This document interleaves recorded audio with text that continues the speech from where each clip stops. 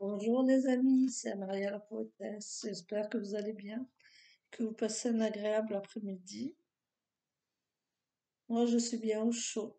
Il y a la tempête dehors et un vent très glacial. Je vais vous parler et donner des conseils pour ceux qui vont avoir la gueule de bois pendant les fêtes. Écoutez-moi bien et marquez-moi des j'aime et abonnez-vous. Je commence. On paie au tribut des fêtes de fin d'année la gueule de bois. Ah, que j'ai mal. Et un estomac retourné. Oh, ils font autant partie du décor que les cantiques et les bonhommes de neige.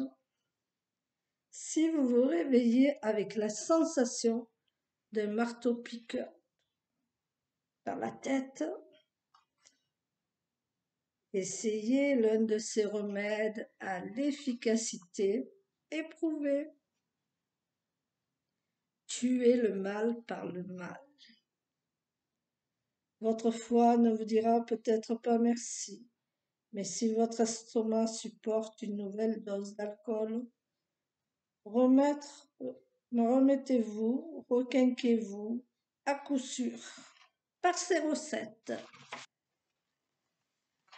Je vous parle du Bloody Mary, vous devez le connaître, c'est un cocktail anglais. Un classique, sa popularité est sans doute due au fait que le jus de tomate et le céleri, des ingrédients sains, donnent bonne conscience. Je vous donne les ingrédients. 2 shoots de vodka, 20 centilitres de jus de tomate, un filet de citron, 2 gouttes de sauce Worcestershire, Worcestershire,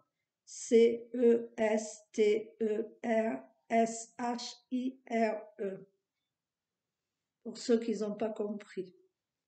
2 gouttes de tabasco, poivre fraîchement moulu, une petite branche de céleri. Mettez tous les ingrédients, sauf le céleri, dans un shaker et secouez bien. Versez dans un grand verre rempli de glace et décorez avec le céleri.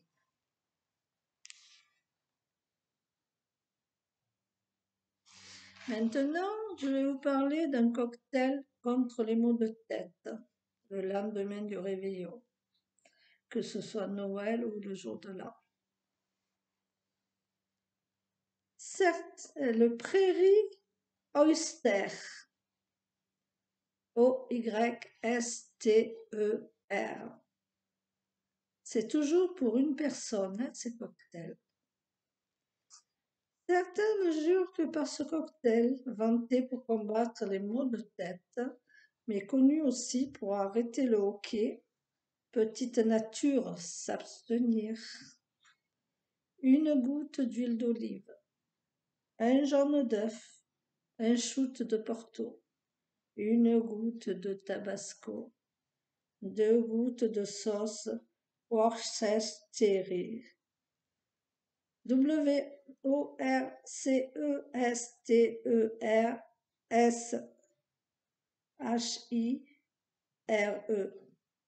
un filet de citron, sel et poivre. Versez un filet d'huile d'olive dans un verre à cocktail. Faites-le rouler de manière à napper les parois et éliminer l'excès d'huile. Ajoutez le jaune d'œuf en veillant à ne pas le crever, car il faut le gober tel quel. Puis tous les autres ingrédients. Bouchez-vous le nez et buvez cul sec. Ça va être bon, hein, ça.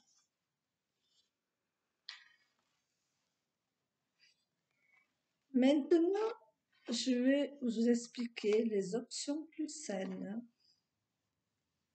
Offrez à ce pauvre corps malmené la pause qu'il mérite. et traitez-le comme le temple divin qu'il est. L'alcool absorbe toutes sortes de nutriments et de vitamines au détriment du corps. Pauvre corps. Le moyen le plus sain de gérer un lendemain de fête difficile est donc de compenser au maximum ces pertes nutritives. Diluer des vitamines dans un grand verre d'eau glacée semble tout indiquer. Mais un smoothie de fruits riches en vitamines sera encore mieux, d'autant que cela apaisera aussi votre estomac. Il suffit de couper des fruits en morceaux et de les passer au mixeur avec un yaourt. Excellent pour la flore intestinale. Et du jus de fruits pour fluidifier un peu le mélange. N'importe quel fruit fera l'affaire, en plus de la banane, riche en glucides. Celle-ci donne généralement un rapide coup d'énergie et permet aussi de refaire ses réserves en potassium, mises à mal par l'alcool. C'est également un alcalin naturel qui facilite la digestion et un anti-mal de tête grâce à son magnésium. Bref, l'aliment rêvé contre la gueule de bois, la banane. Le matin, beaucoup ne jurent que par les œufs au bacon, mais il est peu probable que ce concentré de graisse convienne de près ou de loin à votre estomac. Sans parler de votre taux de cholestérol, rabattez-vous plutôt sur une option plus diététique. Un toast à la marmite. Très salé, cette pâte au viandox soulage la nausée tout en assurant un apport en vitamine B fort utile. Alors, toast à la marmite.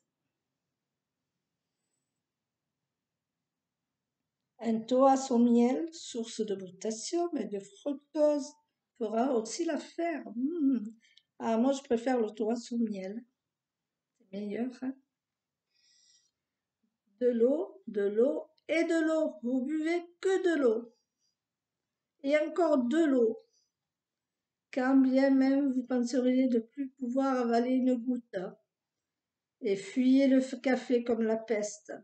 Car si la caféine donne un coup de fouet momentané, elle achèvera de vous déshydrater.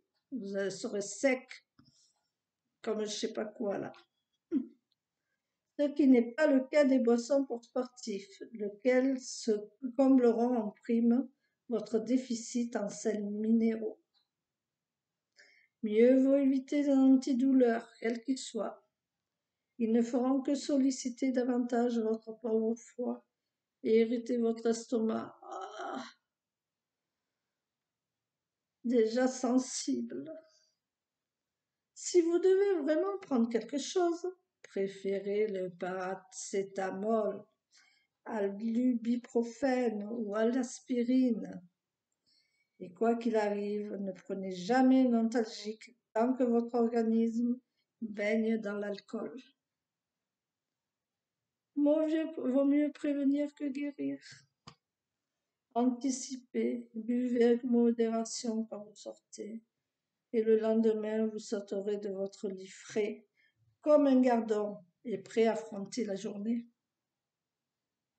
Avant de sortir, tapissez les parois de votre estomac avec un petit quelque chose. Du lait entier, par exemple. Le lait ralentit le passage de l'alcool dans le sang et la graisse qu'il contient, aider à protéger les intestins. Prenez de la vitamine B et C. Une fois en goguette, altérez systématiquement boissons alcoolisées et sans alcool en privilégiant l'eau et les jus de fruits plutôt que les sodas. Les boissons pétillantes ayant tendance à accélérer l'absorption de l'alcool. À éviter. dans les cocktails exactement. Certaines boissons alcoolisées donnent plus facilement la gueule de bois que d'autres, en raison de leur fort taux d'impureté appelé congénère. En règle générale, mieux vaut éviter les alcools de couleur sombre comme le rhum, le whisky et le vin rouge, et s'en tenir au vin blanc, à la vodka ou au gin. Après les fêtes, essayez de prendre l'air si vous pouvez. Entrez à pied, cela vous éclaircira les idées. Mangez quelque chose, mais évitez le kebab du coin si tentant. Un bol de pâte riche en féculents conviendra très bien. Maintenant, si vous n'êtes pas en état de tripatouiller les feux de cuisson pour faire bouillir l'eau, un verre de lait et une banane suffiront amplement. Toujours la banane, fruit de guérison. Buvez au moins un grand verre d'eau avant d'aller vous coucher. Ce sera la croix et la bannière à ingérer, mais votre corps vous dira merci au réveil. Ah, merci. Alors, les amis, bon, j'arrête de faire le clown. Je vous dis à bientôt, ouais. Marquez des j'aime et abonnez-vous. Allez, au revoir.